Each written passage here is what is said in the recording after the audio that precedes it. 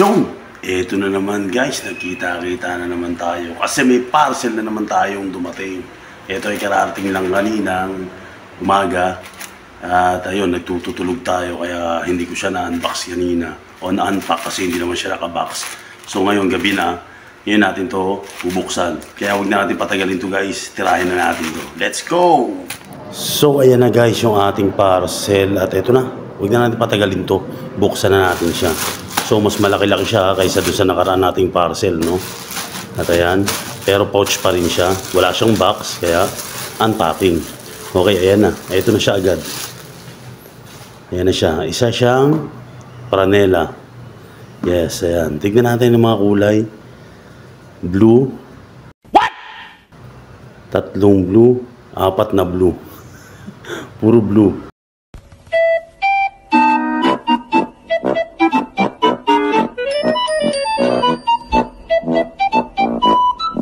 Hindi. Ano ba talagang kulay nito? Hindi. Iba-iba pala. Blue at dalawang dilaw. Ayun pala yun. Dalawang dilaw, dalawang blue. So, bakit nga ba tayo nag-order nito? At para saan ba ito? Ayan, kulay gray pala yun. Kala ko blue.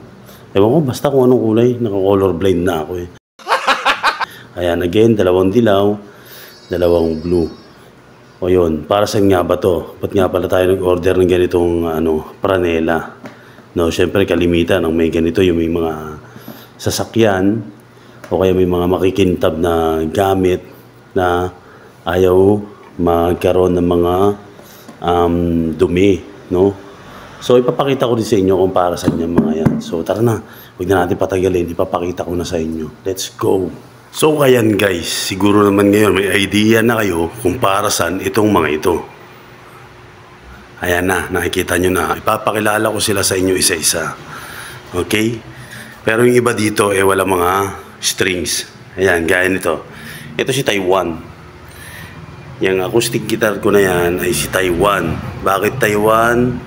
Kasi galing siya sa Taiwan at yan ay 10 years na sa amin. 9 years or 10 years na sa amin yan. Tapos ito bago. Yan ay si Poyo. Yan, isa siyang electric guitar. Yan si Poyo. Okay, bakit naging Poyo? Kasi siya ay katas ng YT at ng Popo. So Popo and YT combination siya kaya naging si Poyo. Tapos ito, yung ating guitar amplifier dyan na 10 watts. Yan, siyempre yung computer natin nakatas din yan ng YT. Yan naman ay si Epic. Ayan, nasa baba yung CPU natin, pinaka-board natin dyan. Tapos ito, puti, ay si Thomson. Yan, bago lang din yan. Naula lang yan kay Poyo. Yan, si Thomson. At dito naman ay si Adi. Yan, nakatago siya eh. Nasa loob siya ng case. Yan si Adi, isang acoustic guitar yan, travel size na guitar. Maliit. Yan yung pinakita ko nung nakaraan nung meron tayong in-unbox na in-unpack na guitar ruler. So, dyan natin yan gagamitin lahat, itong mga to. Para lagi silang malinis. No, lalo na to. Kasi ito kumbaga, maganda-ganda kasi to. Yan.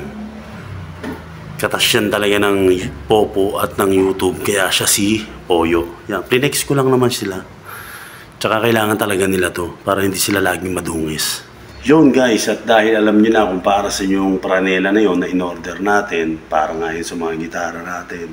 Ay gusto ko lang din sanang pasuportahan yung isa kong channel na bagong-bago. Ito yung Sem-On Guitar. Yan po ay bagong-bago. At dyan po ay gumagawa ako ng mga tutorial and topics about po sa mga gitara. Kaya Sem-On Guitar. And huwag nyo rin po sanang kalimutang i-follow yung aking Facebook page na Wood and Strings. Wood and Strings. Diyan din po ay nag-upload din po ako ng mga guitar tutorial and yung mga info about sa mga gitarang ina-unbox natin. At nagbibenta po ako dyan or kami ng gitara sa mga gustong mag-avail ng mga murang gitara, yung abot kaya pero maganda ang quality. mag-PM lang po kayo dyan sa page namin at sure na meron kami may offer sa inyo. At hindi lang yun, nagbibigay din kami ng installment basis, layaway, layaway basis. Kaya try nyong mag-visit sa page namin na yan, na Wood and Strings. At yun nga yung aking bagong YouTube channel na Sem on Guitar. Ayan, bago tayo magtapos gusto ko lang magpasalamat sa mga taong lagi pa rin nandiyan dyan sa atin, patuloy sumusuporta, keep supporting, mag-ingat po sana kayong lahat. Magkita-kita again tayo next time at kung kailan man yan, hindi ko po alam. Peace out. Hustle hard, hustle every single day. I'll be making moves till I'm buried in my grave.